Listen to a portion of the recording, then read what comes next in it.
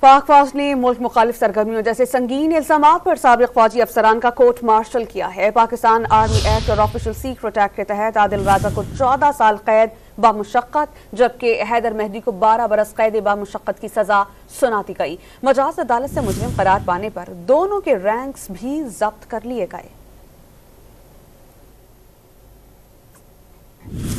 کے دو سابق افسران پر بغاوت، جاسوسی اور ریاست مخالف سرگرمیوں کا جرم ثابت ہو گیا۔ عادل راجہ اور حیدر مہدی کا پاکستان آرمی ایکٹ 1952 کے تحت فیلڈ جنرل کورٹ مارشل کیا گیا۔ عادل راجہ کو 14 سال قید بامشقت جبکہ حیدر مہدی کو 12 سال قید بامشقت کی سزا سنائی گئی۔ دفاعی تجزیہ کار بریگیڈیئر ریٹائرڈ احمد سعید منہاس نے دونوں مجرموں کو سفارتی چینل سے واپس لائے جانے کا اندیہ دیتے ہوئے واضح کیا کہ یہ کیس ان دونوں ممالک کے لیے بھی ایک امتحان ہے۔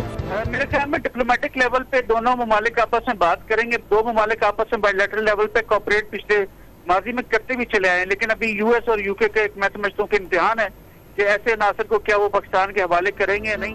دفاعی تجزیہ کار بریگیڈیئر ریٹائرڈ احمد سعید نے عالمی سطح پر کسی بھی ملک کے خلاف ہرزہ رسائی میں ملوث عناصر کے خلاف مشترکہ پلیٹ فارم بنانے کی ضرورت پر زور دیا۔ میرے خیال میں کسی ہائیسٹ لیول کے اوپر اس کو اٹھانا بھی چاہیے کہ ایسے تمام عناصر جو کہ کسی بھی ملک کی سیکیورٹی کے خلاف بات چیت یا نیریٹو پھیلا رہے ہوں، صرف پاکستانی نہیں کوئی پورے کسی بھی ملک کے ہوں، تو ان کے خلاف سخت سے سخت ایکشن جو انٹرنیشنل لیول پہ ہونا چاہیے۔